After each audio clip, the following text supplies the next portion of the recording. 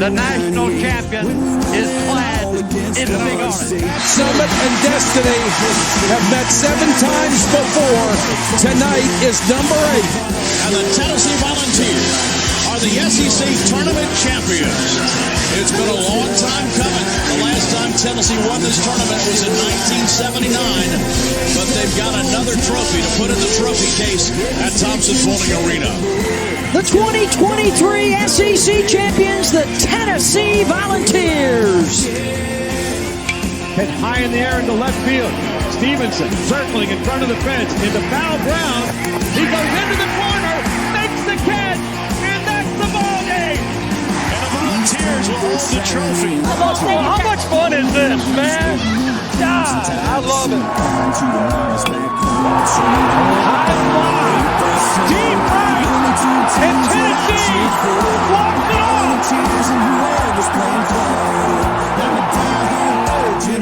The 2-2 to Denton. Well hit, deep left field, it is good! For the win for the Volunteers. From 40. On the way, a knuckleball. He got it! How much fun is this?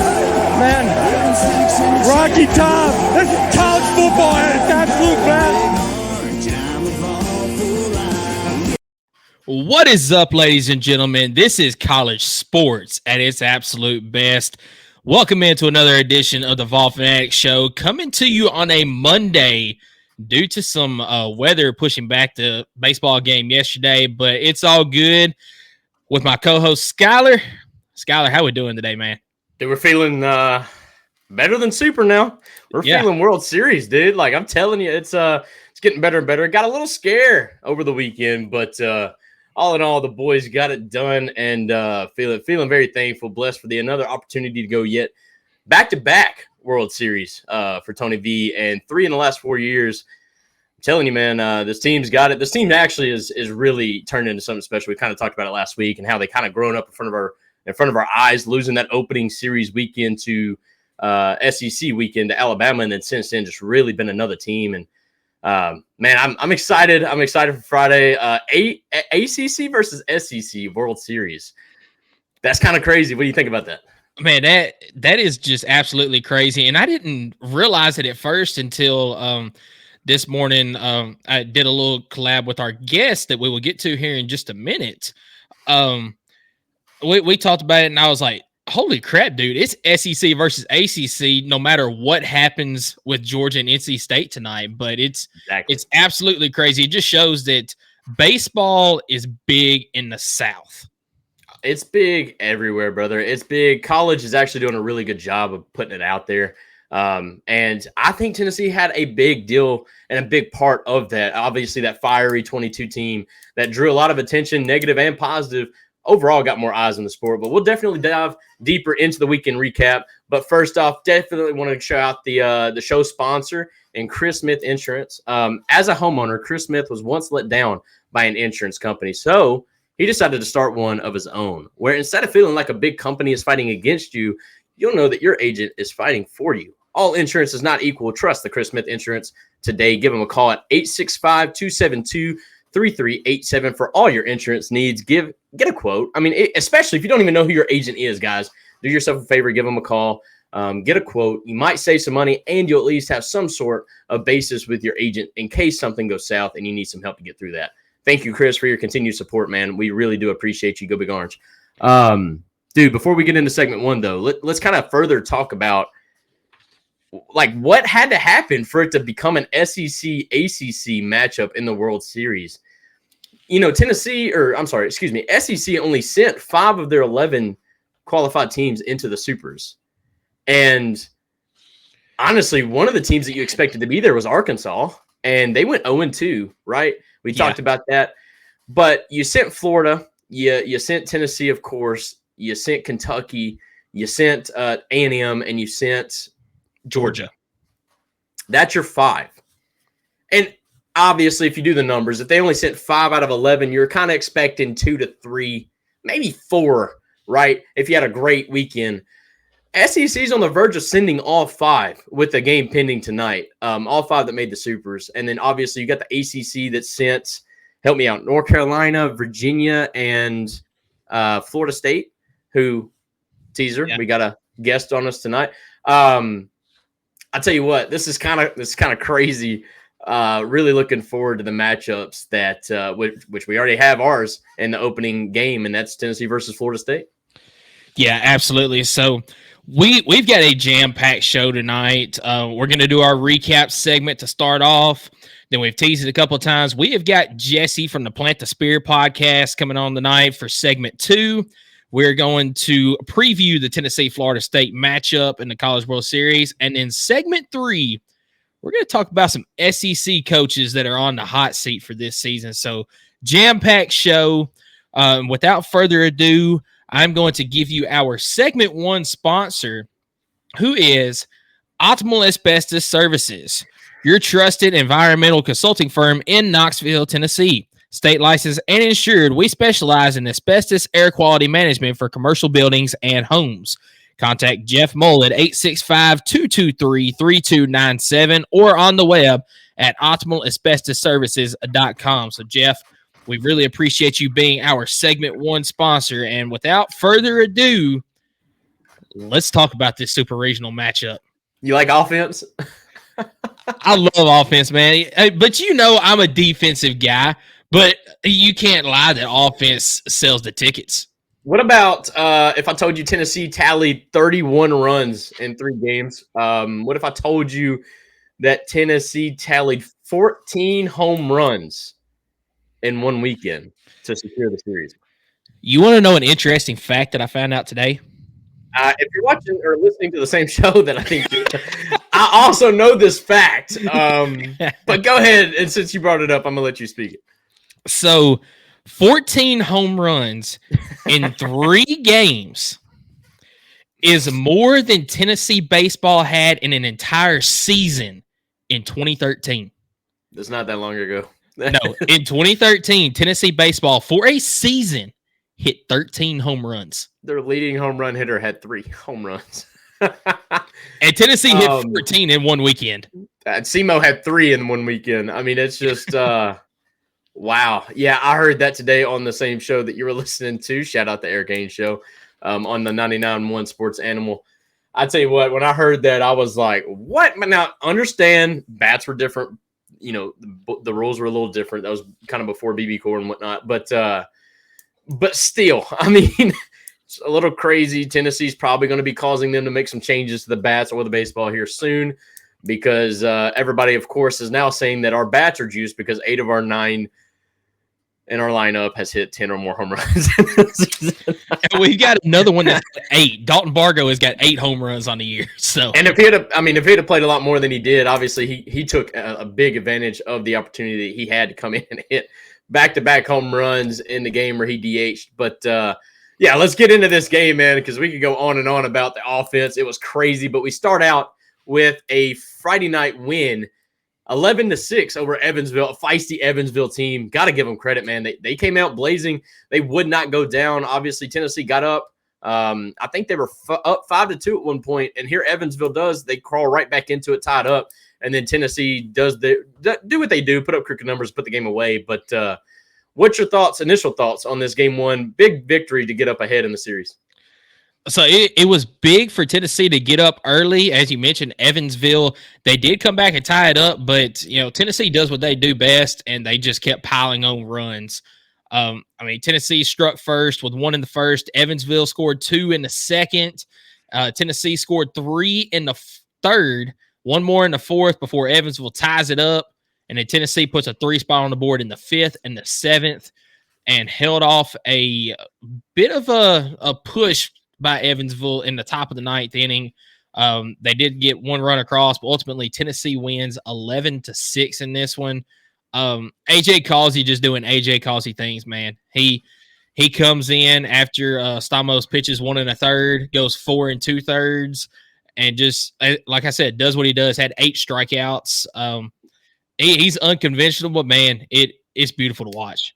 No, absolutely. I think the biggest thing that sticks out in this game is obviously you got your big guys, AJ Causey, doing what he does. Kind of got roughed up there in the 5th, but came through and then really shut him down, put up some zeros. That was big. Hunter Inslee going 3 for 4 with a home run, a double, 4 RBI on the day.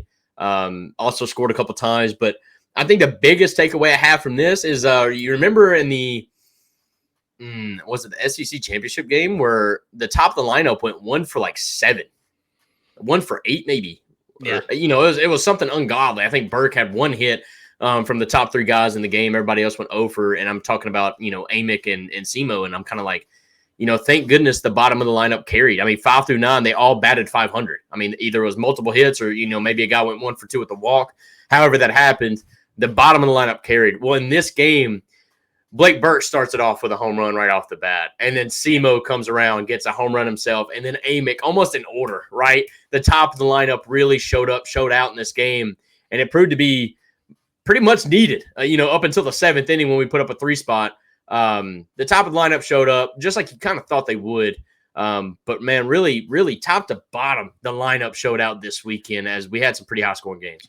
Yeah, so in game 1, the top of the lineup showed out, but the bottom of the lineup, 6 through 9, they went over. And kind of got you a little bit concerned with that, but like you mentioned, they showed up and showed out the rest of the weekend. You mentioned Blake Burke started off bottom of the first with a home run. Then Simo in the bottom of the third hits a 2-run shot. Then 2 batters later, Billy Amick homers. Hunter Inslee scored off of a Dean Curley sac fly in the 4th. And then you get to the 5th inning, and it's Blake Burke with a double that Simo scores off of. Billy Amick singled that brought home Burke. And then Hunter Inslee singled, bringing home Amick in the 5th.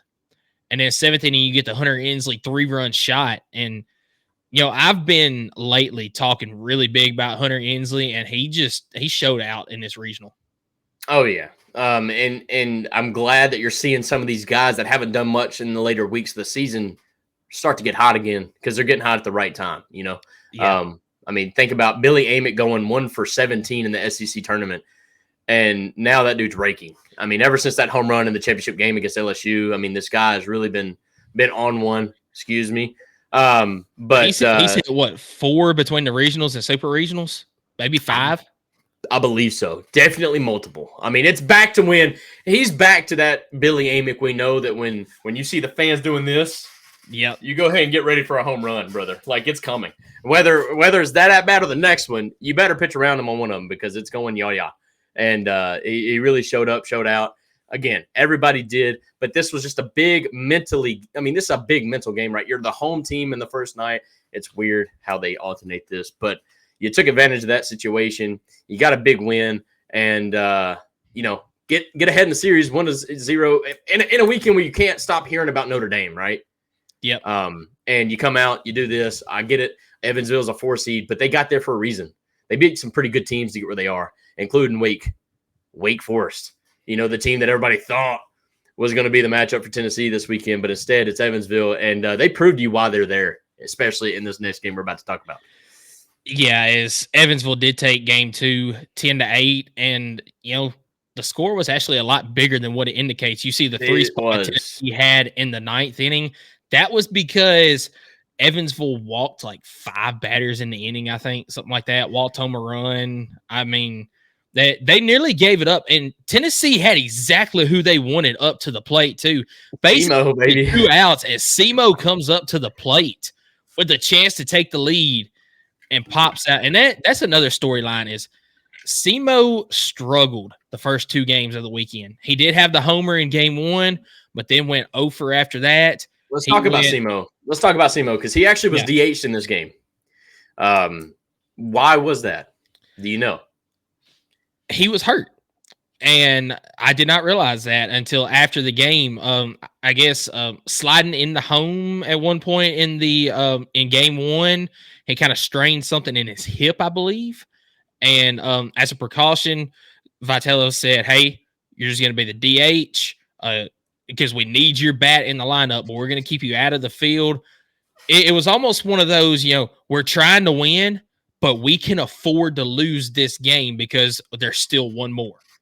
Well, I don't even think it was that mentality. I really, truly think that Tony V, especially with Ariel Antigua, probably thought that defensively you're not hurting at all, subbing him out. Like, you kind of think you would still get the win even with Simo not playing in the field. But actually, yeah, I mean, Ariel Antigua did not even play second in this one. Brad Keylori was the guy playing second. You're right, but I think it was Ariel Antigua that came in. He came in at the end of game one. Yeah, in the game one when it initially happened. So my fault. My apologies. But yeah, I mean, it is what it is. But I wanted the folks to understand that I even felt like that he got banged up. I didn't really know for sure that it wasn't really disclosed, but it kind of gave off the vibes of he got nicked up at the end of game one, or else I don't think they had subbed him out the way they did. So it's good to see him back though. Look fully healthy in game three. I think we'll talk about this game first, but I definitely talk about Simo.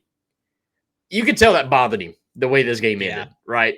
Getting the opportunity, bases juiced, 2 outs, and popping out. That ate him alive that night. I can promise you.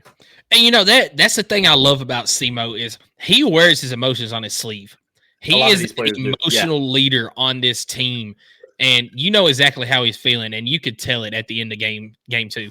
Yeah, and without going over, because that 22 team, man, they were the same way, and I think that's where he's kind of bred from, because obviously I think he was a freshman back then, so he kind of picks up on some of those, but they also can handle their emotions a lot better than that 22 team. The 22 team, very much emotional to the point where they couldn't really control it. If somebody's having a bad day or they strike out in the opening inning, they allowed that to affect how they played for the rest of the game, and so this team's a lot different in that aspect, a lot more mature, a lot more mature. And I think you've seen that from Simo coming into game three. But game two was definitely one that you hated to see. Drew Beam, man, it came out firing, got some zeros early in the game like you thought you would. And then unfortunately, kind of expectedly, I hate to say it like this, but man, something about Drew Beam in that fifth inning, the mid innings really roughed him up to the point to where Evansville took advantage of it, and they went back to back crooked numbers in the 4th, 5th, and 6th to essentially put the game away. But this Tennessee team, no matter what lead you got, it's never really over until it's over. Yeah, but the storyline I want to focus on in this one, we did see both sides of Drew Beam. We saw the great Drew Beam, then we saw the guy that's been roughed up a few times this year. But the story to me in this one is the bullpen also getting roughed up. As of late, the bullpen has been what has saved Tennessee at times. They come in, Absolutely. They set guys down, they let even if they're trailing, they keep it at a decent enough deficit that the offense can still come back. Well, in this game, after Drew Beam, you bring in Kirby, and he didn't even get an out. You bring in Nate Snead, he gives up 3 runs. Andrew Binke went an inning and a third and gave up a run, and then brought in Garcia to finish it off. He did give up. He didn't even give up a hit. So, I mean, he did his job. But those bullpen guys got roughed up today, and we haven't been seeing that the last little bit for Tennessee. So that, to me, that's where everything kind of went awry. Is your bullpen did not do their job so that the offense could get the lead and put this series away. Obviously. It's a game that's so frustrating. As a fan, you're watching. Tennessee hits 4 home runs to start this game. Burke, obviously, 3 of them. Was it 3? I'm sorry. Yeah, you had Burke, Amick, and then Dreiling. Oh, Inslee. That's right. Yep, Hunter Inslee. And then Burke came back around and got a sac fly to get it to 4-0, essentially. And you're feeling great. Like, hey, yeah, this is the Tennessee team. This is the Evansville matchup. This is kind of what we were expecting. But then, like you kind of mentioned, Beam gets a little roughed up. We go to the bullpen, which you think is your sure thing to do. You're gonna shut them down, and unfortunately, it's not what happened. Evansville took advantage, man. This is an Evansville offense that I believe 7 of the 9 are seniors or super seniors. I mean, we're talking 5th, 6th-year guys. They're 22, 23, 24 years old. Seen a lot of ball, played a lot of ball, and they showed it. Very patient at bats. They worked the count very well. Unfortunately, didn't hit the power ball too well. But man, they put the ball in play, and when you put the ball in play, good things happen. Which is why going into game 3, we talked about it before going on. We were so nervous about game 3 because Evansville had nothing to lose in this regional. They had already gone past everyone else's expectations. They're playing with house money. Tennessee's the number 1 overall seed, and you mentioned it earlier. Everyone just keeps talking about Notre Dame in 2022. Notre Dame in 2022. Yeah, and especially after this game. Yeah. But I do want to make notice of this 9th inning, man. This 9th inning was almost something Drew Gilbert-esque against whatever team we were playing back then when he hit that walk-off grand slam. State. Thank you. Right State. Absolutely. I knew they were green and yellow or something. It's god-awful colors. But it was so close to being that, especially when you got SEMO coming up. Bases were juiced, which I'm questioning why we didn't send the one guy home on that base hit. It made no sense to me, but it proved not to really matter because you would have lost 10-9 at that point. Whatever. Either way, the comeback that these guys showed in the 9th inning really gave me a slight confidence going into game 3. But I'll tell you, man, I was really nervous about this game 3. If we want to go ahead and move on to it, but I've got this saying, brother, when you play with fire, you get burnt or you pee in the bed. And that's why I was so nervous going into this game, because Evansville is that sneaky team, brother. It is that sneaky team, that 4th seed that going into a series, you're like, this is the best matchup we could have. And then they bite you right in the rear end and they prove to you why they're there. But Tennessee, as expected, handled business. You know what I'm saying? Like, no sweat whatsoever. Give up the opening run, unearned, by the way. But once again, Evansville putting the ball in play allowed them to score that run. And Simo, said, hold my beer, and decided to go yah. And that's what I was talking about, him wearing that on his sleeve after that game 2 loss.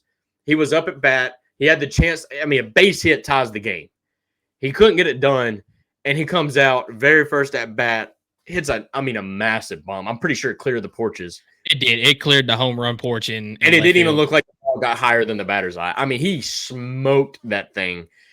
And you can kind of tell after that, I'm like, okay, this dude is locked in because he understands what happened yesterday, and they're making sure that doesn't happen again. And that's where I get to him being the emotional leader, because if you see your emotional leader in Christian Moore just absolutely dialed in the way that he was, I told you before we went on, I said after that home run, I had no doubt Tennessee was winning this game. It was just a matter of how big they were going to win it. And, buddy, 12-1 big is how much it was with 7 home runs. It's a new Tennessee school record for home runs in a postseason game. And it tied the record for most in a game. Same with the NCAA tournament. I mean, it tied that record as well. I mean, I was hoping to get the 8th. I was being selfish a little bit. Like, come on, just break it.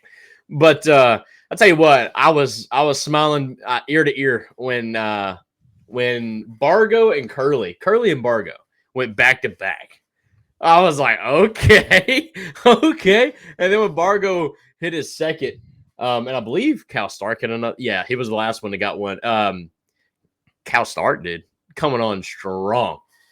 We got some folks tuning in. Thank you, Jessie, for tuning in. Catherine, thank you, Catherine, for tuning in. And we also got Justin, thank you guys, obviously showing some love and support. What a big game this was. What a home run derby it was. And for all the records that were broken against Tennessee in that game too, you know, first time a number 4 seed had beaten a number 1 in the Supers or whatever, you know. We really put a lot of that to bed with this record-breaking win right here. Just a lot of home runs. Just a lot of home runs. And but the unspoken hero of this game, and I want this to be known very loudly, is Xander Sechrist. Absolutely.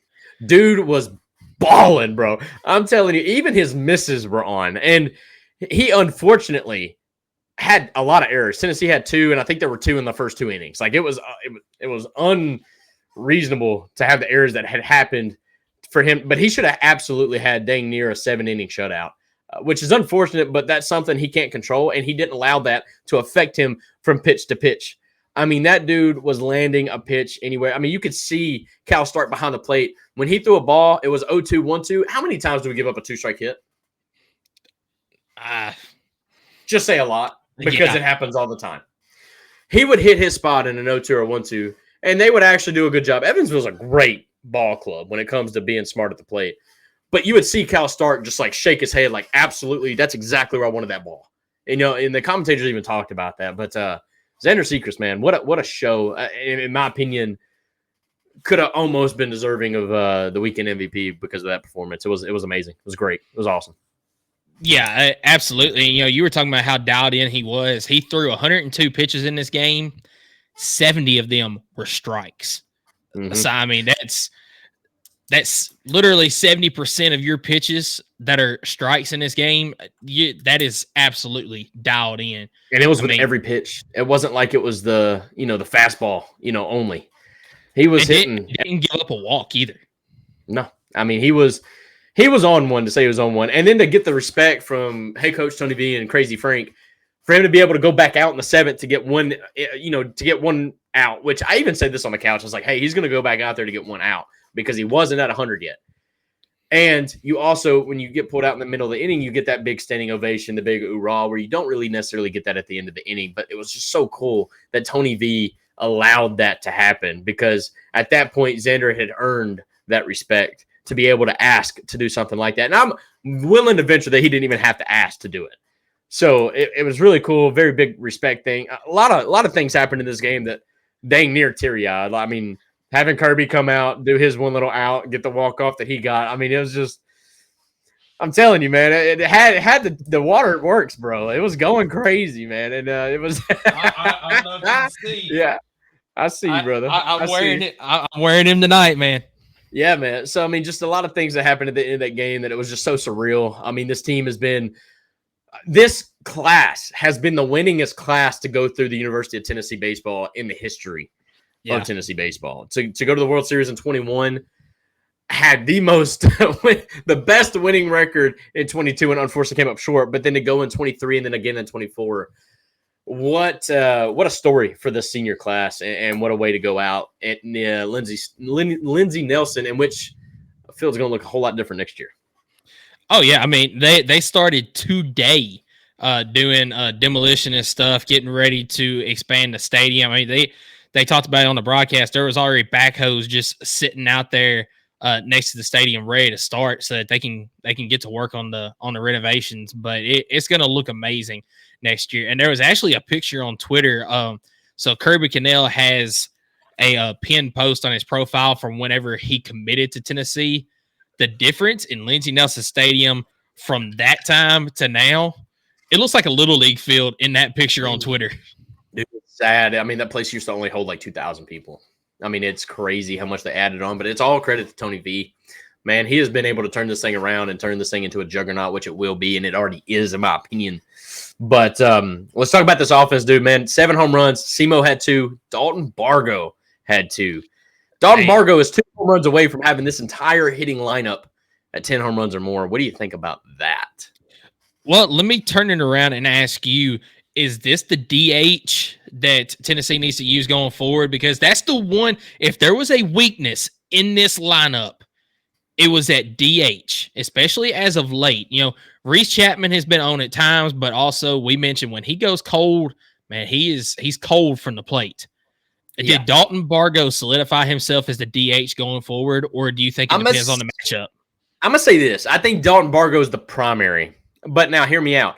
I think Reese Chapman is really good in a pinch hitting situation. I think Reese Chapman's one of those guys where if he plays a series, he kind of gets in his head a little bit maybe. But if he comes in, maybe one game DHs, or maybe comes in a pitch hitting situation, there is nobody better, in my opinion, than Reese Chapman. But I think for the DH role, as far as the starting lineup goes, it's got to be Dalton Bargo. It's in Omaha. That's his hometown. You can't take that away from him, right? I don't disagree with you. I think that yesterday him stepping up the way he did. I mean, the first 2 times he even touched the ball, first 2 swings are home runs. I mean, he stepped up in a big way. His third at bat, he wanted it way too much. He wanted that 3-piece. But yeah, you mentioned Simo twice, Dalton Bargo twice, Billy Amick with a mammoth home run over the batter's eye. Dean Curley with a home run. Feet, I believe. 446 feet. Dean Curley with a massive home run, and then Cal Stark, man. I think that was his 5th or his 6th home run, between the regionals and super regionals. I mean, there is a massive party out there, haters that want to say that this team has so many home runs because the field plays short. Let me tell you, there wasn't a home run hit yesterday that wouldn't have still been a home run on any other part. Yeah, agreed. I mean, the one you may could argue is Simo's that hit about 10 feet up on the batter's eye, which was still 400 and something feet. I mean, it just makes no sense that people try to argue this. If that's the case, why did we hit so many home runs at Kentucky? If that's the case, why did we hit so many home runs at Hoover? Right? Like, on top of that, the other team could have hit the home runs, right? They're playing on the same field. Why didn't they hit as many home runs? Like, I hate that narrative, man. I mean, Tennessee's field plays 390 center, 320, I believe, at the poles. I mean, yeah, it's a small park, but dude, there's smaller parks out there. Like, it's not like Tennessee's got the smallest field in the world. So, I mean, I hate that narrative, but it is what it is. Haters going to find a way to hate. Successful weekend. I'm going to take the silver lining around this. I'm kind of glad we got punched in the mouth before the World Series. I agree 100%. I'm very much of that nation. Now, again, I hated it going into game 3 because I was nervous wreck. But credit to Tennessee after 2 innings. They kind of take the nerves out of it. They took care of business like they should. And we're going into the World Series, no winning streak. You know, it's so hard to have a long winning streak and to keep it going in the World Series. Tennessee's going in with a 1-game winning streak. I am very happy about that. I think that kind of resets the mentality, and they understand. Like, look, we got punched in the mouth. We better stay on our game, or else it could happen again. And you know, we're going to talk about it with this Florida State matchup here in segment 2. Yeah. So without further ado, Skylar, do you want to give our segment 2 sponsor, and we'll hop right in and bring Jessie on? Let's do it. Segment 2 is sponsored by PNLBusinessServices.com.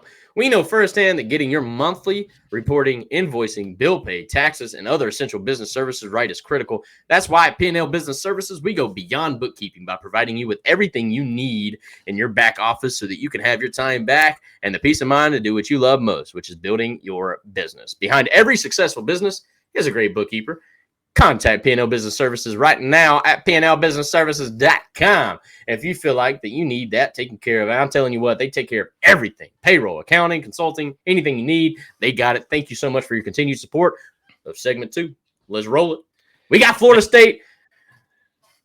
I'm going to let you introduce them. Let's go. Yeah, so we're going to bring on Jessie from the Plant the Spear podcast. Jessie, how you doing tonight, man? We appreciate you coming on to talk some College World Series ball with us. Man, I'm great. Just excited to be here. Excited to be back in the World Series. I know this is going to be, to me, we were talking about this.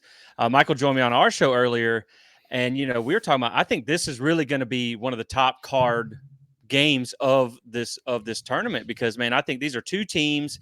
When you look at Tennessee and Florida State, I know this is kind of like my old man phrase. This is played out a few years ago, but these two teams got swag. You know what I mean? They are intense teams. They like to talk a little smack. They like to get up in your face. And, I mean, it's going to be a fireworks show. You're talking about two teams that hit 25 home runs in the Super Regional in 5 games. I mean, this is going to be an awesome game to kick off the World Series with. But, man, I appreciate y'all having me on.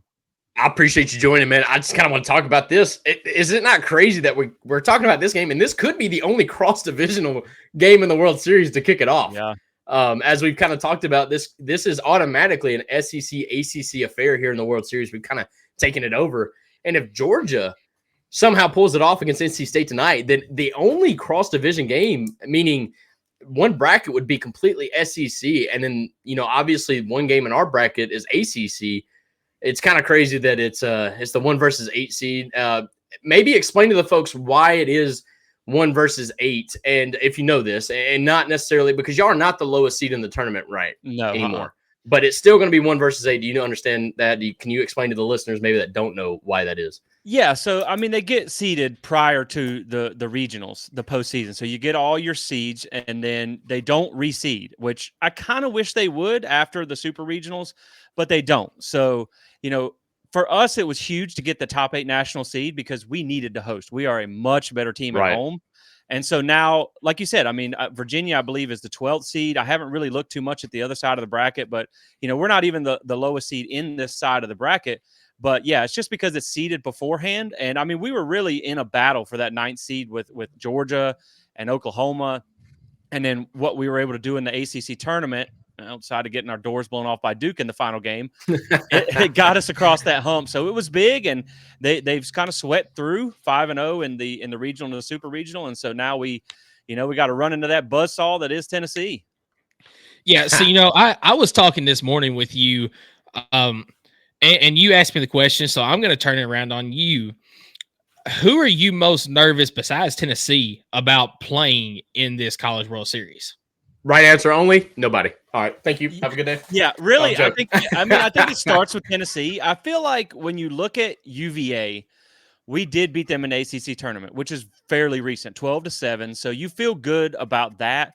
But UNC, I mean, they're still a really quality team, but they have, they got the ACC regular season championship. But I mean, on our half of the bracket, I'm going to go, probably with UNC there. But I think it's, like me and Michael talked this morning, I think really out of our side of the bracket, it feels like a Tennessee, Florida State type of race. But I think for us, it's might be more important. I know it's important for both teams. It might be more important for us to win the first game, because I think with our biggest Achilles heel this season, I know we'll get into this later, is our bullpen depth. So if we go into the losers bracket, we're probably in trouble. I don't know that we have the depth to dig our way out of it, but I think it's Tennessee's your biggest one, and then North Carolina. And I mean, Virginia's a really, really good team. When I was looking at some numbers from them earlier, but you feel good because you've already beat them yet. We did not play, although we're both in the ACC, we did not play UNC in the regular season. Well, I'd like to piggyback on that. You mentioned bullpen depth, and that could be Achilles heel, but brother, I forgot y'all were playing baseball. Y'all scored 24 against a team. I think the opening game of y'all's super regional. Dude, I mean, tell us about this offense, man. I mean, it sounds like it's a scary one. You mentioned that you had, 25 home runs over the 2 weekends. I mean, is it a top to bottom? Is it top heavy? I mean, what's going on with that Florida State offense? Because I'll be honest, brother, I haven't watched a ton of you, but y'all made some noise this last weekend. Yeah, man, this has been like the story, the turnaround. So last year, to back it up, Florida State was terrible. I mean, we were 23-31. We were 2-22 at one point. They started the season 19-0, and a lot of that was last year was due to pitching injuries. They just kind of ran out of guys. So this year they got the bullpen straightened out a little bit, but the offense has really absolutely turned around. I mean, just for example, last year we had 55 home runs in the entire season. So far this season, we're at 123. So the power has came back in this lineup, and really it is from top to bottom. And that UConn series, man, that was so big for this team, because we looked at UConn, and I didn't expect them to come out of that Norman Regional, to be honest. I thought it'd be Duke or Oklahoma. But that's a really solid defensive team. I know a lot of people will see UConn and kind of go, it's UConn. But, I mean, they're a solid program. They held Duke to 1 run. They held Oklahoma to 1 run twice. And then we went out and I tweeted during the game, I was like, and Florida State's holding a 3-touchdown lead going into the, into the 8th inning or something like that. So it was really big. I mean, it is one of the best offenses in college baseball, but it is a little boomer bust. Sometimes they're with it, sometimes they're not. But when they're on, man. And they are, I mean, really top to bottom. So the first 5 batters in the order have a combined 91 home runs, and they're all hitting over 300, with Cam Smith hitting over 400. So even in the postseason, when our ACC Player of the Year, James Tibbs, he struggled a little bit. He got into a little bit of a slump. I don't think he had a hit in the entire regional. He took a bunch of walks because nobody really wants to pitch it to him. But you had other guys stepping up that you just frankly hadn't really seen a whole lot from throughout the year in that moment. So when one guy's down, they have other guys that can pick them up. But yeah, man, I think from top to bottom, you got some real hitters in this league or in this lineup. And that starts with James Tibbs and obviously Cam Smith as well. Those are really the 2 big names to know. And also Marco Dinges is another guy. Like I said, that top 5 is pretty legit. Yeah, and then you can't forget about Jamie Farrer with 19 home runs on the year. But yeah, I want to talk about Cam Smith for a minute. Batting over 400 on the year, and he's got more hits than our guy Simo by 1. He's got 102 hits on the year, 16 of those homers. Yeah. But man, 20 doubles on the season, and he doesn't strike out a whole lot either. He's just all the way around a great overall batter. And then you mentioned James Tibbs there with 28 home runs, ACC Player of the Year. Great, 2 great batters right there. But, 123 home runs on the season. You said this morning after you looked at Tennessee's number 173. I looked over 123 and I was like, man, that's nothing to sneeze at, because there's some teams that they're not even at 80. Some of them maybe around 50. I mean, this lineup to me kind of mirrors Tennessee's lineup, because, top to bottom, there's not really a weak spot in the lineup. Yeah, if y'all played at Lindsey Nelson, y'all would have like 200 home runs. That's funny. Sorry. No, I mean, I get it, man, but it really is like the power has been night and day from last year, and that's really what changed this lineup. I mean, you look at James Tibbs, for instance, like I was talking about, he was in a little bit of a slump early on, but that last game against UConn, where we went to 12 innings, we really needed somebody to step up in the moment. He hit 3 2-run home runs. He went 5 of 6 with 3 home runs and 6 RBIs. And so, like, when the bats get hot, this team can score. But, again, the biggest fault with this team, I think, sometimes is they will try and take the cover off the ball. So they will chase some trash every now and then. And you're like, look, just calm down, play your game. But, man, I mean, they're aggressive. They link Jared as someone who's always coached good plate discipline. They will swing at the first pitch. They will lay down a bunt. They will do what's necessary. But I think they are built off hitting home runs. And really, this team is a story of big innings. They have, I think they had a 9-run inning against UCF to kind of put that game away. It's just, man, when they get that big inning, sometimes it'll start really slow and then they just pop in one inning and then they kind of carry it off the rest of the game. But they can hurt you top to bottom. I got you. I've got kind of like a two-parter here. As Florida State, kind of tell me about the base pass. I mean, are they a team that gets a guy on and tries to move him over pretty quickly? Because here's my second question to that, man. Tennessee doesn't really try to steal a base. They will get on and then just kind of rely on a base hit or a big home run to get that guy home. But also, Cal Stark is one of those guys who's been really an all-star for us behind the plate as far as controlling the situation and the environment, but also his back picks lately have been insane. So maybe you could catch a aggressive runner off guard. So I'm really intrigued by this matchup because of that right there. I mean, if you guys are maybe, I know we've faced some teams in the past like Vanderbilt, man, they get a guy on and they really want to try to take second base immediately. Is that something that you feel like y'all won't really have to worry about? Or, is that where maybe Tennessee could maybe take advantage of or whatnot? No, I mean, we're not extremely aggressive. I mean, they are 64 of 74 on stolen bases. So, I mean, they will push when the opportunity is there, but they're not looking to steal, like you said, with Vanderbilt, as soon as they get on. I mean, the thing is, like, this team, this lineup, they have a lot of really big guys. They don't have a ton of speed. So one of our speedy guys earlier in the season, Diamez Ross, he's been dealing with injury. He's finally back. So we've seen him pinch running a lot. So the stolen bases have picked up a little bit, but they're not super aggressive on the bases. They don't really like to take chances unless they have to. And when they do, they will.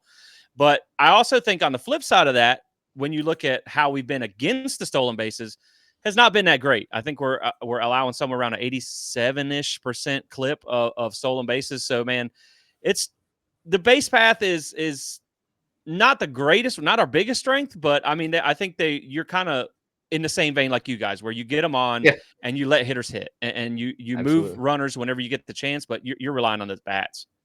100%.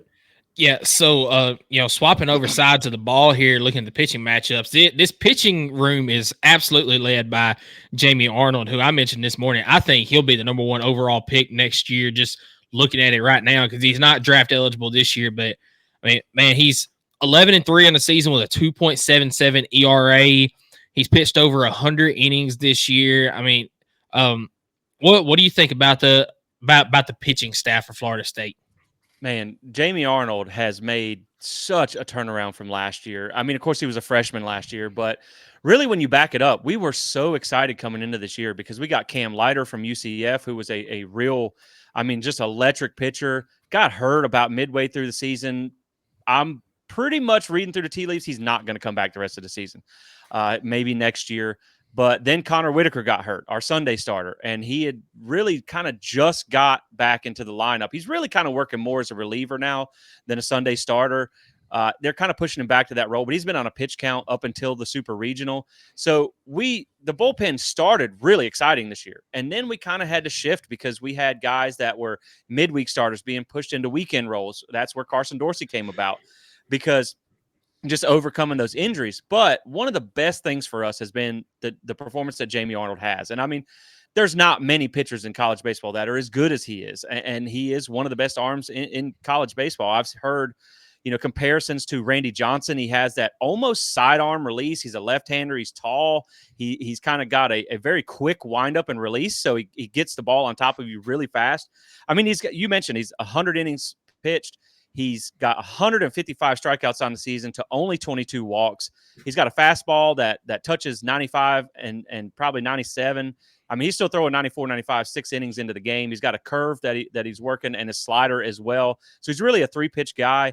But, I mean, the thing is we have to have Jamie Arnold do good. And that's why I think he is going to be the guy that you see in this Tennessee game, because I don't think we can afford not to throw him at this because, man, like I said, with the bullpen depth, I don't think we can make it out of the loser's bracket if we get in there. So you got to throw your ace at Tennessee, at a team like Tennessee. But I think Jamie Arnold, he's not always the greatest, and he does have his moments. But man, when he's on, he's on.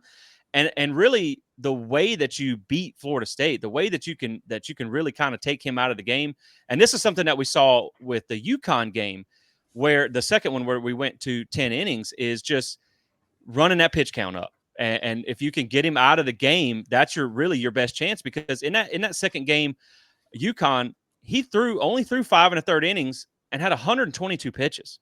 So, I mean, there's a lot of fielding mistakes that, ended up running this pitch count up. But, he also – but then you look at the UCF game that we won the second game of the Super Regional. I mean, he threw a perfect inning, or immaculate inning, should I say. So, I mean, again, just, 9 pitches up and down. So, I mean, he's electric, man. But we are riding him. We need him to do well. And then, of course, you have Carson Dorsey is your number 2 guy. He's actually your Friday starter, but obviously I think we're going to flip the roles here.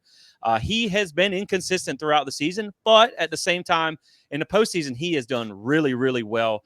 69 innings pitched, 7-4 record, 81 Ks, 35 walks, 4.67 ERA. And then, like I said, Connor Whitaker, that's your Sunday starter / reliever if they have to use him in that situation. 55 innings pitched, 5-0 record, 43 Ks, 14 walks. And really in that UConn game, he came in and you could tell Link was going for it all in that game too to close the series out, because we brought our Sunday starter in as relief. And he gave us 3 2/3, only allowed 1 hit, no runs, and 3 strikeouts, and got the win for us. So, I mean, Link will throw the bullpen at you if you have to. The thing with our bullpen, you just don't know, man. It's a crapshoot. Like they completely melted down against Clemson and cost us a game, gave up a late lead. They got hammered by everybody about this bullpen is just suspect. Then they came back and they were electric for the next few games. But then we saw them slip again. And that's what happened in Duke in the ACC championship. We got our doors blown off like 14-7 or something, 16 runs. When we get to that game 3 and we're deeper into that bullpen depth, the wheels will come off. I mean, sometimes you get some guys that step up, but man, we have a lot of guys with pitching experience. They're just, man, they got a little bit of ways to go. Well, I'll tell you what, if your goal was to get me a little nervous about this game, I think it worked. I know you're trying to walk it back there at the end, but you're telling me that we're getting your best guy, that's usually the Saturday guy. And then also your top 5 in the lineup are like mashing 97 home runs or whatever. I was kind of confident going into this game. I'll be honest with you, I'm kind of nervous now. Because our guys, our offense at least, obviously we score a lot of runs, but I feel like we rely too much on the crooked number inning, way too much. Yeah, we can't seem to just score a run here or a couple runs there. It's like we either score 0 or we score 4 or 5. Yeah. So it's one of those things where with your lineup, or your pitching staff, if you're throwing the right guy and then you come in with that, if y'all throw y'all's best stuff and then we have a poor day at the plate, Tennessee very well could find themselves in the loser's bracket, which I do think our bullpen is okay for that. As we've seen in the SEC tournament, Tony V kind of purposely did it. I think he didn't really throw his normal day 1 starter because we started on a Wednesday, I believe. Yeah. So he didn't want to throw his Thursday night, Friday night guy too early. And so that's what we did. I mean, we lost to Vanderbilt in an embarrassing way, but then we clawed out of that thing and ended up winning the whole thing, winning 4th straight. And then we ended up beating Vanderbilt again the way the bracket worked out. So I don't want to do that again because it's a lot of stress. But I do think Florida State's not an easy draw going to the World Series, and that's the team you got to play. So, I mean, kudos. I mean, I agree with you, man. I think Florida State is kind of I know this, I don't want to say overlooked, but I think they are a little bit overlooked in this World Series. I think they're kind of the team that everybody thinks will probably get put out or maybe didn't belong there or whatever the case may be. I mean, I'm not trying to sound like, Georgia does in the past where like everybody's doubting the team coming off. Well, I think it doesn't help that y'all are facing the number 1 team overall to start the tournament. So, but I think this is a team that can beat just about anybody, but I think they can also lose to just about anybody. It really just depends. I think for them to beat Tennessee, you're going to need Jamie Arnold to get 7 innings because I don't know that I trust the bullpen to give you 4 solid innings against that offense. Yeah, I mean, I think I'm with you there. I mean, Jamie Arnold, he's got to have his stuff, but on the flip side, Tennessee's starter is going to have his Chris stuff too. Thomas and AJ Causey, brother. It's a 1-2 punch. Yeah, it's like I was talking to you this morning. We're going to start Chris Stamos in game 1, and the hope is that he gives you 3 innings. Try to get through that lineup once. It doesn't always happen that way. I mean, we've seen him get 1 out and then get pulled after giving up like 3 runs in the first. You go immediately to Causey, but that's what's going to that's what Tennessee's going to have to do is they're going to have their 2 starters go deep into this game, just like Florida State's going to have Jamie Arnold go deep into the game. Because I mentioned it this morning to you, I've just got a feeling that by the time both teams get to their bullpen, that's when the game's going to open up and we're going to see a lot of runs. Yeah, I expect there to be some fireworks in this game. I mean, I think, you will get the early, like when everybody's got to settle in and things like that, with these pitching arms that we got that are both really, really talented for both teams. So you may see a slow start, like you said, but I do think just with the power on both of these lineups, I mean, you're going to see some pop, and it's going to be a really fun matchup. I mean, I feel like this is going to be one of those games where you're just about holding your breath for every at bat because on the one hand, you could get a strikeout or you could also give up a home run because it's just, I mean, you're getting to the cream of the crop now, and you have guys who are talented on both sides of the offense and defense. And so, man, this is going to be one where I'm going to be nervous for every at bat. There is going to be no easy outs in this one. There isn't going to be no easy pitches in this one. And you just hope that for me, I think for Florida State, you just can't let Tennessee jump out on you. I think you got to stay in the game. You got to stay in the fight. Or even like Michael said, I mean, this may even be a situation where, worst case scenario for us, we get jumped out on early. Maybe you sit Jamie Arnold down and you save him for later on in the tournament because you're going to need that arm later on. But I think you just got to push all your chips in this first game. This is definitely a game that feels like you got to take advantage of the little breaks, right? Like the pop outs in the foul territory. Got to make those plays, so something you can do to kind of buy an out and prevent that batter a second chance, right? Because both of these offenses have proven to be good enough to where if they get a second chance, they're probably going to take advantage of it. And, I'm looking forward to it. I know I think the game of baseball is going to change a little bit after this year as far as the bats and the pop in the bats. So definitely want to enjoy the offense a little bit more while it lasts. And hopefully this game will give us plenty of it. Yeah, I'm excited for some fireworks. I mean, again, and even then, like how many do you see that are 2 foot off in the warning track or whatever that are almost home runs? I mean, yeah, it's just the size and the strength of these athletes nowadays in the college game. I mean, they are just cranking it out like crazy. So yeah, I think you're right. There may be some changes, but yeah, man, to me, this is one of the most exciting matchups of the College World Series. I guess I'm not really excited to draw the number 1 national seed in the first game. But at the same time, I think it's actually good for us because I think you come out and you are able to push all your chips in against that team. You can look, let's just let it all hang out and what happens. And, if you're going to beat the best, you got to, or be the best, you got to beat the best. And what better way to make a statement and get confidence than to try and beat the number 1 team, in the country. But I mean, it makes you nervous because it could also end very badly for us. But, right. I think it's good to get them early because then you're still fresh with your arms. And that's I want to piggyback that. Yeah, and I want to piggyback that with if you're going to face the number 1 team, you want to have a game to lose, right? Right. I mean, you're going into this game, you want to beat them, of course, but at least you're not playing them in a do or die situation.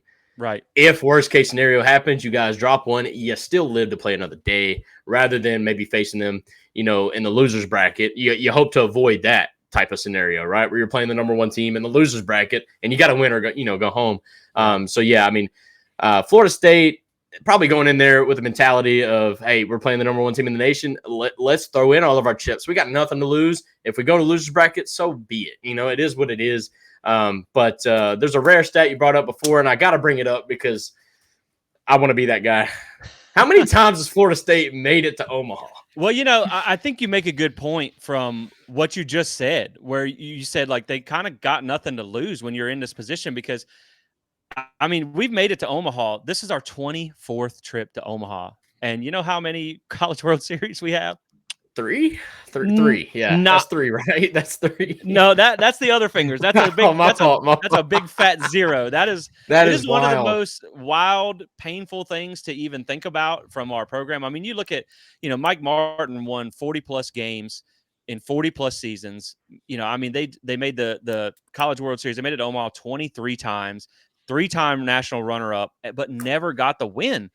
And I think one of the reasons that the pressure isn't really on this year is because, man, we were so bad last year that even when this team, I was telling Michael earlier, when this team started 19-0, we didn't really have a tough beginning schedule, but I think they set it up that way to get them some confidence. We got swept by Clemson, and then, we lost the series at Wake, but we were able to beat Duke in the regular season. So it was kind of like, I mean, hopefully we'll make it to a regional. We expect that, but I don't think Omaha was on the table early in the season. I don't think we had to. Of course, I mean, they probably expected to get to Omaha, but I don't think we expected that after the terrible year that we had. But I think actually the terrible year last year was really good for us because Link was able to end the season, go out in the portal, find a lot of this help. And now, coincidentally, I think going far in the postseason is also great for us because it sells that vision of what he's trying to sell on the recruiting trail. So, yeah, man, I mean, it's painful to think about 23 trips and no World Series, and I hate it for you guys, but hopefully this is the year we break the seal. And I know there's that little bit of history with Link Jarrett. You're hoping maybe he has has cracked the enigma to beat Tennessee. I know it's a completely different situation there. This is probably a better team than that Notre Dame team was. But I mean, we'll have to see, man. You hope lightning can strike twice in the same spot, but I mean, this is going to be a tough one.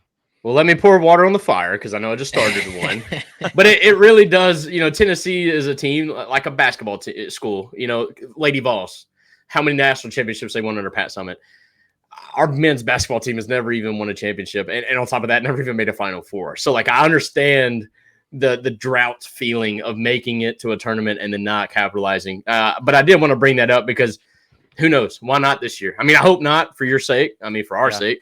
But maybe this is the year to do it. And I would agree with you. Kind of the year to do it when nobody's really talking about you guys going into the World Series. In my opinion, it's not really about Florida State. It's about really almost every other team other than Florida State. And so why not be it this year and to get that first one in 24 tries?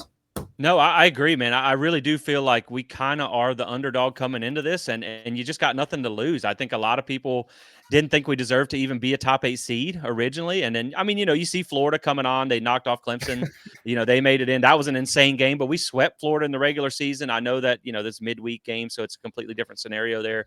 But, yeah, I mean, they've beat some good teams, and so I think that they could be dangerous. But, yeah, man. And by the way, I love that y'all hate Florida too, so we always have that in common. Yeah, there we go. Hate them, brother.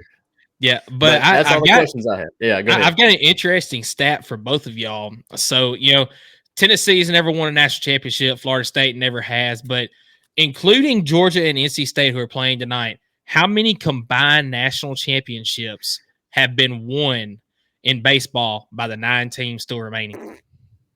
I know UVA has one. UVA won in 2015. I know that because I did stats earlier. Was that over Vanderbilt? Yes. I think so. And then they were runner-up in 14. I don't think UNC has one. I'm not sure, to be honest. I don't really know. I know it's you can count on your hand. I know it's less than 5. 3. Yeah. UVA has one. Florida won in 2017. I forgot about Florida. And Georgia back in 1990. I should have known Florida. What the hell? Yeah, I forgot about Florida. I mean, they've been a pretty decent program, so Yeah, I love it to see. only 3 titles total between the 9 teams that are remaining in the NCAA tournament. I love this for SEC's sake. They've won like the last 5, and I think like 3 of the 5 potentially that can make the World Series were not part of that stretch. So like, there's a good chance that they can make it 6 in a row with a 6th different team, if that makes sense. Which is kind of nuts to think about, but that's just a side note. But anyway. Well, hopefully we'll be an SEC team soon. That's the hope, obviously. So we're playing left and right, brother. So you come on in. I mean, it's crazy. Exactly. I'm ready. Trust me. I would do it just to watch y'all beat Florida every year. Oh, yeah, that would be awesome. And I mean, when you look at this matchup between us and Tennessee, it's like I know you guys had the little bit of angst with the way kind of Link handled things a few years ago, but we still kind of owe you guys one for that 99 national championship or the 98 national championship game. So, like, yeah, we'll take that now if you don't mind. We'll take no, that. Actually, we took that ass whooping from the 10s to the 20s. We didn't even have a football program during that year. Those years. Like, I feel like we served our time, brother. I think we should. Yeah. Oh man, we've been on death row the last few years on the football field, so it feels good to be out of that. It's been crazy, man. But we really do appreciate you having on, man. Joining the show and talk about the matchup. Didn't really realize the offensive firepower that you guys have. So thank you for getting me nervous about that. But I am looking forward to the pitching matchup in this one. Who are you guys going to go with? Are you going to roll with the number 1? Are we going to stick to our rotation? Because we haven't really talked about if we're going to swap out. I doubt we do that.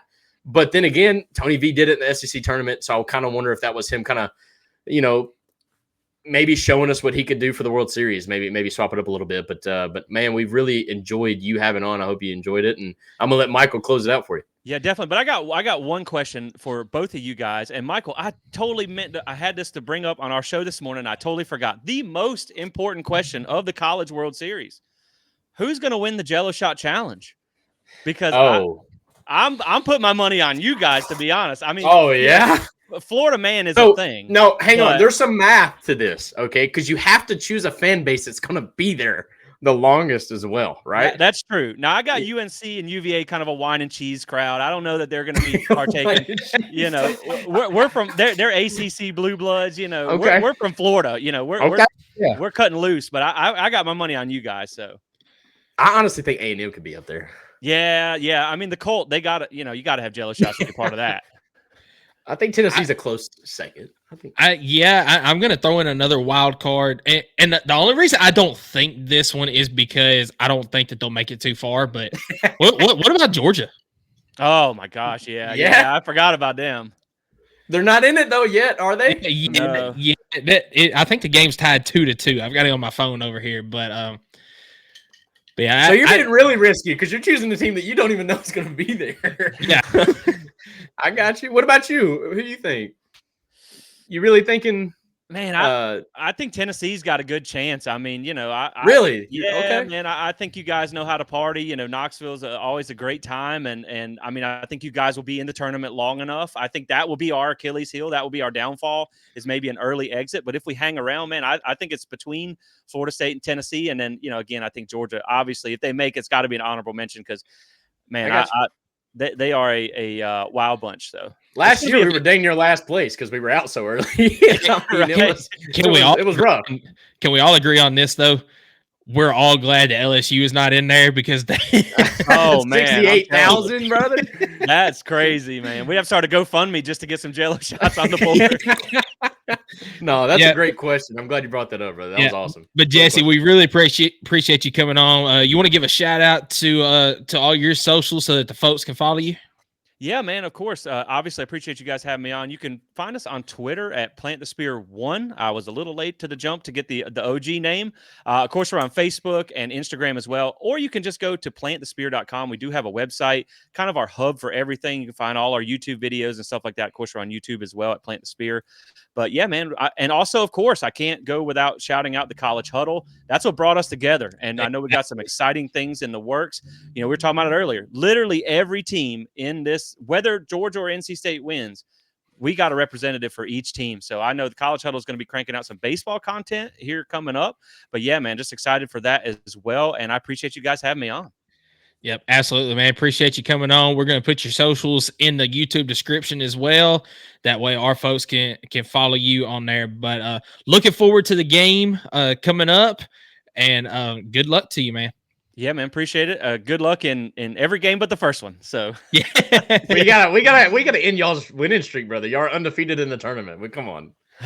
Well, we're probably gonna need a little bit more than luck, but hey, I think it ain't got to be pretty. Long as it's a W, it don't matter. But man, I'm genuinely really excited for this game. I'm nervous. I'm excited for this game, and just man, college baseball is such a fun sport. It's, in my opinion, one of the most underrated sports out there. And this postseason has been really a display of that. And I think this tournament in Omaha is going to be another really, really great run for the postseason of college baseball. Couldn't have said it better myself, man. 100% agree, man. Jesse, appreciate you coming on with us. Yeah, guys, appreciate it. And y'all have a good one. You too. So that is Jesse from the Plant the Spirit podcast. And he couldn't have said it better with the college huddle. That just shows how great this college huddle is, because we would have never met him, done a collab with him, anything like that, if it wasn't for the college huddle. So that this is awesome what we're a part of. I also think he said something. I kind of like this guy. I'm not even gonna lie, but he said something about college baseball and just the state of the sport, where it's at. Honestly, for NIL to cause a lot of problems in the football world, I think it's actually made college baseball a lot better. You're starting to see some of these athletes want to stay back and represent a school and a university and also get a little bit of a paycheck at the same time. And you have that competitive baseball. Whereas, they could go to single A or double A overseas, wherever, and play professional baseball. Yeah, but they're not really getting paid any, and they don't have a big following. Now they get to go play in front of 10, 15 in Omaha, probably 20,000 fans. I mean, it's crazy. It's competitive. It's fun. I love where college baseball is at, and it's growing rapidly. And I think NIL is actually helping this sport out, where it could be causing a lot of issues in other sports. Yeah, I totally agree. So without further ado, let's get into our third segment. And with that, our third segment sponsor is Kaizen Painting. Do you want a colorful life? Kaizen is a painting and drywall company that provides residential, commercial, exterior, and interior services. At Kaizen Painting, we understand the importance of a beautifully painted home and properly installed and repaired drywall. We're here to bring your vision to life. We care about providing you with a personalized, efficient, and quality service. If you live in Knoxville and surroundings, contact us for a free estimate at kaizenpainting.com. Color your life the Kaizen way. So, Skylar, you ready for some football talk, brother? Hey, I've been ready for some football talk, and guys, we're gonna get into a lot more football talk here lately. We're in the World Series, okay? So calm it down, all right? Yeah, we'll take care of this national championship in baseball first, but yeah, we're getting ready to talk about some football coming up. Tonight's topic: SEC coaches on the hot seat. So, Skylar, you brought up the topic. Do you want to go first, or do you want to go second? Of course, dude. We're going to alternate this, all right? We're going to alternate this. I brought it up last week. I hope y'all stay tuned for it, because that was kind of my teaser into this week, because we're going to talk about hot seat in the SEC. And I'm going to start out with a blatantly obvious one that I think everybody in the nation is going to agree with. In fact, I don't want him to leave, even though he's got a winning record against us. Billy Napier has got to be on the hot seat. The dude has had back-to-back losing seasons? No. He's only been there 2 years. Sorry. Florida has had 3 straight losing seasons, and Billy Napier has had 2 straight, actually. He's going to have to do better than 7-5 to keep his job, in my opinion. I mean, the guy's going to have to go 8-4, 9-3 to keep his job, in my opinion, especially with all the off-the-field, off-season things that have kind of gone on around that program. He's coaching for his life. What say you? I'm gonna just piggyback off of that, and then I'll go first on the next one. Yeah. A different one. Yeah. I mean, Billy Napier has got to be on that list. You mentioned it. He hadn't had a great start to his tenure there. I will also have to say, and I've said it numerous times, he inherited a terrible situation because Dan Mullen literally drugged that program through the mud on his way out the door. and said, "Screw all Okay, of y'all." whoa. It wasn't Dan Mullen. It was the guy that threw the cleat in the SEC championship. True. Because ever since that moment, Florida has not had a winning season.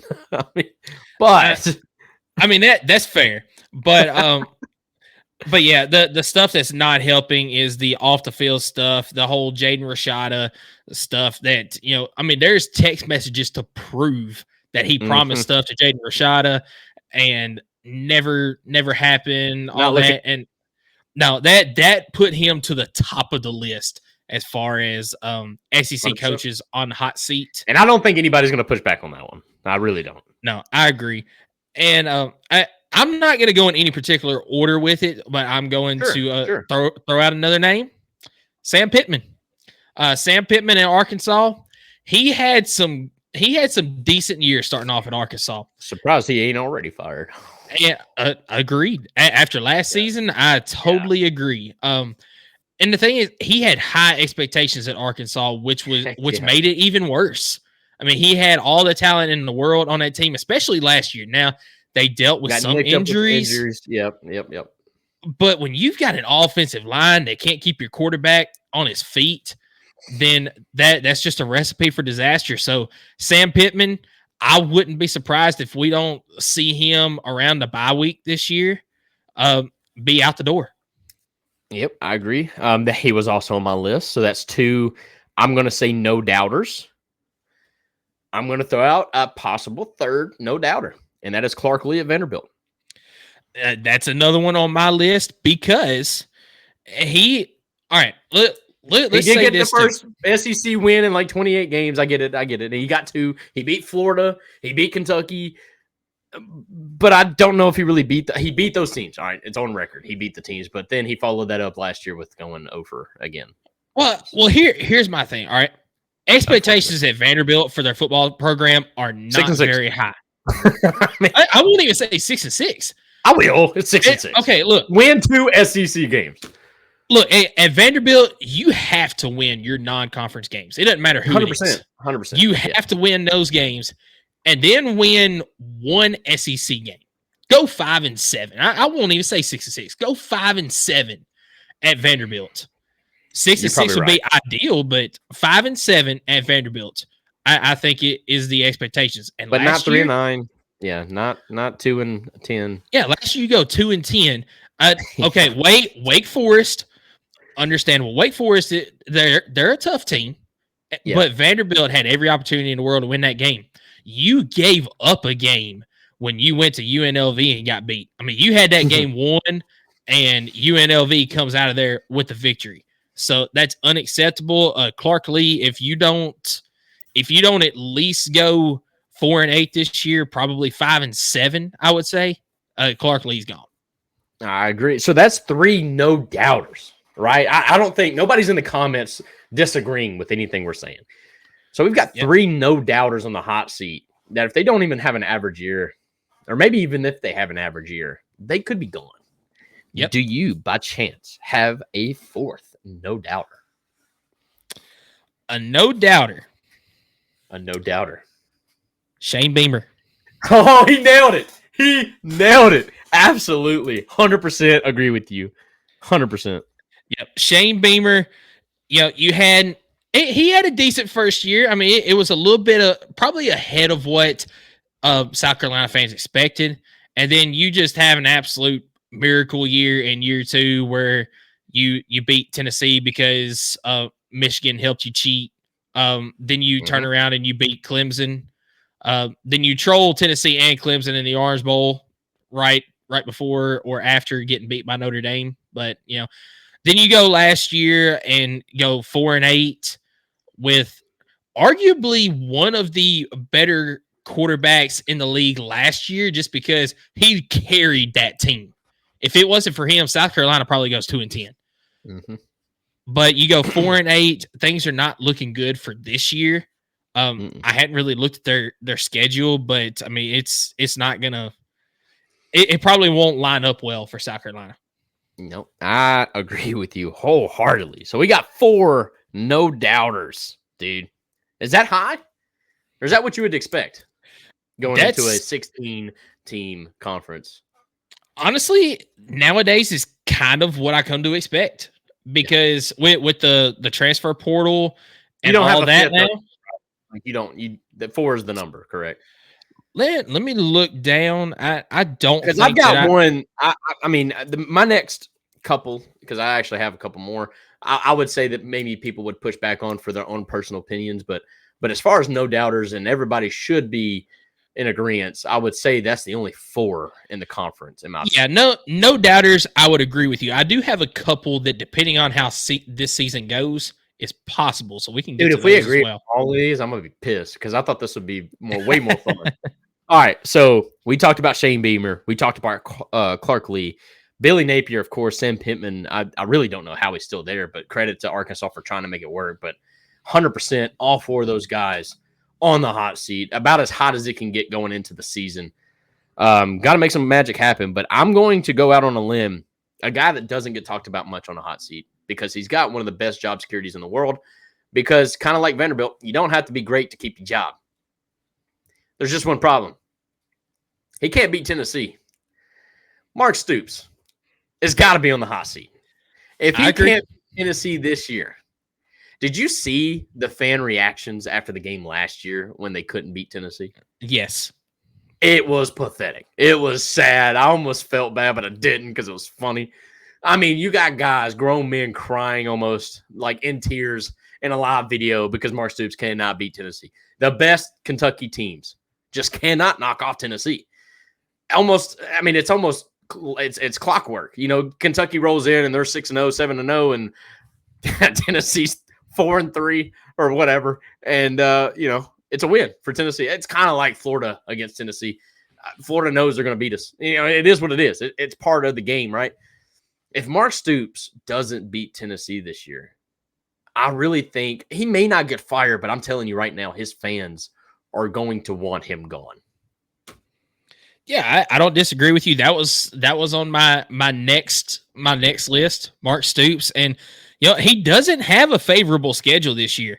I mean, no. Your non-conference is Southern Miss, Ohio, Murray State, and then you play Louisville every year. Louisville, as of late, Didn't they beat them last year? Yeah. No. Yeah. Kentucky won last year. Okay. They beat them the year before then. I know they beat Will Levis. Yes. Yep. Yeah. So yeah, that's your non-conference, and then this is your conference slate for Kentucky. Week 2 at home against South Carolina. Week 3 at home against Georgia. Week 5 going to Ole Miss. Let's see. Week 6 at home against Vanderbilt should be a win. Week 7 traveling to Florida. We'll see where Florida is at that point, but Kentucky kind of Billy Napier's going the interim head coach. So week 8, Kentucky hosting Auburn. We'll see how Hugh Freeze has that program going by this point.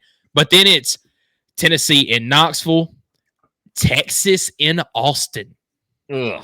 That is Kentucky's conference schedule this year. Yeah, I feel a lot more. In fact, it might be a guaranteed Mark Stoops.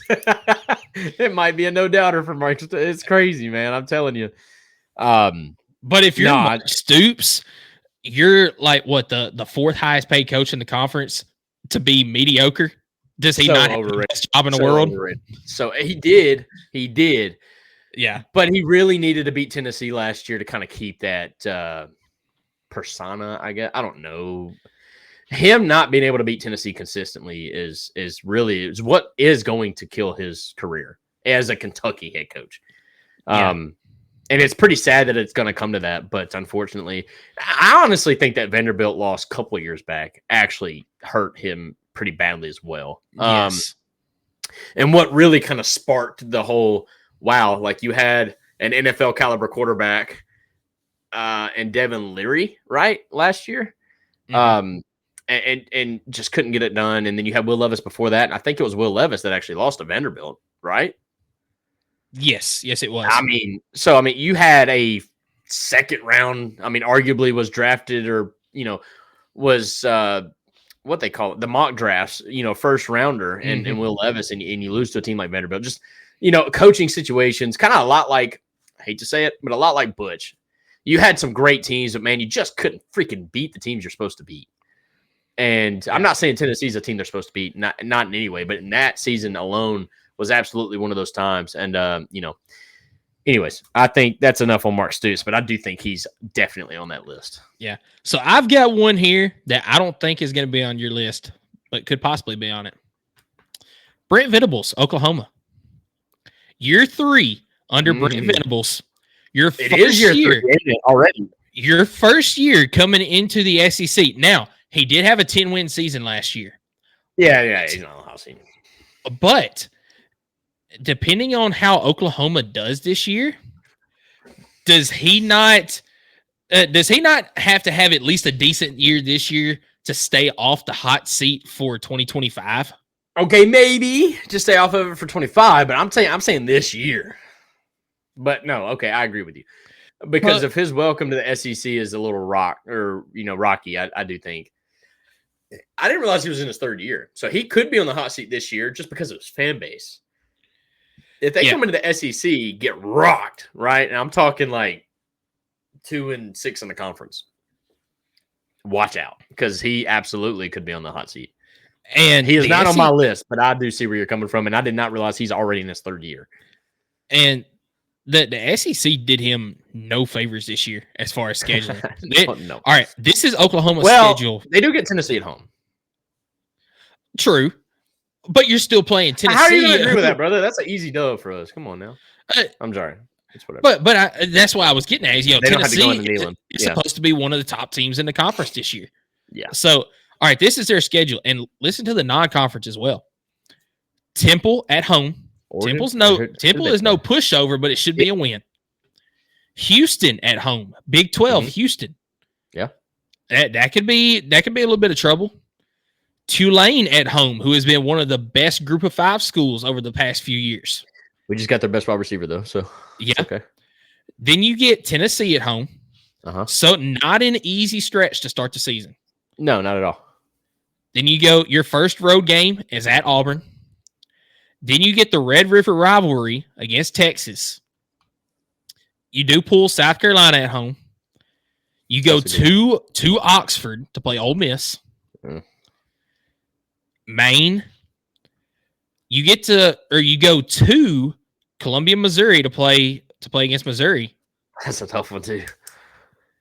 You host Alabama. And then you end the season at LSU. All right, so yeah, they're going 2-6, and I mean, I'm saying, okay, there's a chance Brent Venables could be a 7-5 ball club in the first year in the SEC, and yeah, I mean, I agree with you at that point. I might have to add him to the list, brother. In year 3, going 7-5 in the first year in the SEC is not going to be a good look for the Oklahoma Sooners. Yeah. So, do you have any more possibles? Yes, possibles. I got a big name possible that's in a big contract possible that could absolutely burn up in flames possible. You ready for it? Go for it. Brian Kelly, brother. Brian Kelly, in his first year, obviously went 9-4, and somehow how the dominoes fell. They won the conference, which is great. Hoorah. Awesome. They followed that up the second year and never really improved. In a year they should have. 100% should have in his second year. Kind of, I think, went a game worse, or maybe they stayed the exact same. I think they might have finished 9-4 again. Either way, you had a Heisman Trophy caliber quarterback, couldn't do anything around him. You had a great wide receiver, and is it Neighbors? There's another one I thought. Malik Neighbors. Butte. Can't think of his first name, but whatever. Either Tayshawn or Kayshawn, something like that. Kayshawn, maybe. I don't know. You're close. Yeah, you're close on it. But anyways, had the weapons, had everything you needed, right? And in college football world, if you're lacking on the offensive line, which they were, if you're lacking on maybe a running back, we've all seen that a good quarterback can bail you out, and that's what should have happened, and it did in most cases, because without Jane Daniels on that team, my God, they got issues. But the issue for them, they couldn't stop anybody. No, yeah, I mean, what was the Ole Miss game where it was like 56-54? Yeah, I don't know. It was something crazy, which they might even pulled out that win. I can't remember, but it was Ole Miss won that game. They did. Okay, yeah. I mean, you're absolutely right. Their defense is abysmal. dude, I'm just telling you, Brian Kelly, he's the Cinderella stage or the honeymoon phase of that coach pickup is over. If he screws around and goes 8-4 or 7-5, I could absolutely see him being on the hot seat. Yeah, I don't disagree with you at all. I don't see him. I wouldn't think anybody would. I mean, that's a true, like, honest perspective on the situation. If they're going to kick out Ogeron after winning the national championship, Ogeron. Yeah, if they're going to kick him out after a season of just winning the Natty, right? There's no way BK gets to stay around if he's just going to be tier 2 or 3 in the SEC. There's no way. Yeah, I don't disagree with you. Now a name that I will throw out that he won't be fired this year, but if he does not have success with the schedule that they have, he will be fired next year if he cannot replicate success. Kirby Smart. Nope. I was joking, brother. Come on. Do you have any idea who it could be? With his schedule and the way you're saying it favors him, is it a first-year head coach? No. Ooh. Hold up. Let me cook here. Give me 10 seconds. Hold up. With the schedule. They had a lot of success last year. You're not talking about Drinks? Yep. No way. He's safe. He went 10-2 last year. And he beat Ohio State. No shot. I disagree with this one. But no shot. Okay. Listen to this schedule this year and tell me what their record should be. All right. Murray State to start the year. Dub. Buffalo. Dub. Boston College. Dub. Vanderbilt. Dub. Texas A&M. Is this Georgia's schedule last year? Dub. Actually, A&M. That one is dub. It's a dub. It's a dub. It's a first-year head coach in my coach. Yeah, it is in College Station. It's a dub. UMass. Jesus Christ, dude. Auburn. Right, dub. I'm going to say an L there because there's no way they run and go 8-0. It is in Como. That Auburn game. Dub 8-0, but I don't see this happening. But go ahead. Alabama, Tuscaloosa. I'm gonna just have to chalk that up as an L. But honestly, if they could beat whatever. But okay. Oklahoma at home. I would say they are the better team going into the season. South Carolina. That's a better team going into the season. Mississippi State. That is a better team going into the season. Arkansas. This is their. Are you serious? This is their schedule. If he does not go on paper, they should absolutely be 11-1. I was going to say, if he does not go 11-1 or at worst 10-2, now did Missouri pay off, dude? I mean, look. Okay, and I'm serious. Like we go 10-2. We beat Clemson in the Orange Bowl, and nobody talks about us the next year. Like going into the offseason, like they just think, it's whatever. It was a Cinderella story type year. Missouri goes 10-2, beats Ohio State, and everybody's predicting them to win the Natty. And why wouldn't they? If you look at their freaking schedule, I don't know how they drew this. But they've got, obviously, Brady Cook coming back. They got Luther Burden coming back, which I don't know how they freaking did that. But anyways, yeah, I mean, why not go 11-1 Missouri? And I think I agree with you, but I still don't see him being on the hot seat if they don't achieve that. I don't know. That's just me. I think Missouri is a lot like Kentucky in the fact that they're not necessarily looking for natties. They just want to be in the conversation. But, I mean, my argument there is, all right, this team should absolutely go 11-1, at worst 10-2 this year. Yeah, if they do not reach that threshold this year, would you not consider that a failure for this season? Again, you're putting Tennessee expectations on Missouri. You're putting Alabama expectations on Missouri. Like, I get their schedule is easy, but like Missouri as a whole. Now, maybe they will say, yes, we do. We expect it. Of course they would. You know, they're not going to come out and admit that they're not looking for a natty. But I'm just saying the moves that they've made in the past and who they are and what they represent. If Missouri is just in the conversation, he's got a job. There's no way he's getting fired for going 9-3 because he should have went 11-1. That's all I'm saying. That's fair. But do you also see my point that with this schedule, if Tennessee had this schedule, if we didn't go 10-2, I would be raising shit. Like there's no way. Like so I mean, if he dramatically underachieves this year, then absolutely he probably won't get fired this year, but he is 100% on the hot seat for 2025. If he massively underachieves with this schedule, he would have to go 7-5. Yeah, and that's what I'm talking about, massively underachieving. Okay. Yeah. Maybe. Yeah, but I mean, in that sense, if Kirby Smart goes 7-5, I mean, wouldn't he have to be on the hot seat going in the next year? I'm just saying, like, I mean, I don't know. Maybe not. I think you're stretching a little bit with that one. I will have to say, but you're basing this off the schedule that they have. Yeah. So I understand a little bit. Yeah. But we agree on the 4, absolutely no doubt, hot seat coaches. We agree on the 4 absolute no doubters, and I think we even agree on the 2 that are kind of on the bubble right now, that if things don't go their way, they are probably right there for the guarantees. And I don't think anybody's going to really argue this. I don't think it's really that controversial. And you know, who are we to speak on other teams' behalf? But you know, to your point, man, if Tennessee goes 7-5 this year, is Heupel not on the hot seat? Yeah. And they don't have I wouldn't say a favorable schedule. I think they've got the 8th hardest in the country, according to whatever poll you want to look at. Yeah. But still, it doesn't matter. Like, we expect to be in the conversation. Like, that's our thing. And so, no, I mean, I think we agree. It's kind of a lot of names, to be honest with you, but other than retiring, there wasn't a ton of moves made last year. So, pretty excited to see what it's going to be this coming year. But I hope Billy Napier stays. I hope. Yeah. So I hope we beat them and then they go like 10-2 or something. Like, it'd be great. Yeah. So, you know, we'll get into schedule predictions and stuff later for some teams. Oh, yeah. I don't know if we'll do it on podcast, but we'll definitely do it on TikTok like we did last year. But 100%. So with that list that we just said right there, over under 3.5 coaches fired, not retired, not changing jobs, fired in the SEC by the end of the 2024 season. I think you're at 3 guaranteed between Sam Pittman, Clark Lee, and Billy Napier. I would say you're at 3.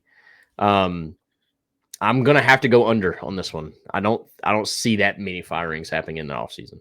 I don't see it. I am gonna take the over, and I'm gonna say 4, adding in Shane Beamer there. Oh, Beamer ball's gone, dude. I didn't even really think about that, but I should have.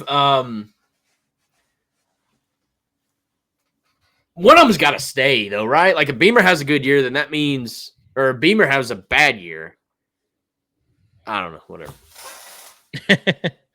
I'm gonna stick with the under, but yeah, I mean, I think you're right, because it ties into the 4 that we think are already kind of gone. You know, they really have to do something spectacular this year to save their job. Yeah, absolutely. So this has been a fantastic episode. A lot of content coming out today between recapping the Super Regionals, talking to Jessie with Plant the Spirit Pod, and then doing a little bit of football talk, SEC hot seat coaches. Looking forward to a lot more football content coming up this summer. But we got the national championship in baseball first. So. Dang right. I'm sorry I interrupted, but Justin said, slam the over. Sounds like a perfect betting mind, brother. Sounds like a perfect betting mind. You know what? Whatever, dude. I'm going to play it safe. Take the under. Hear me out. But yeah, dude, Tennessee in Omaha.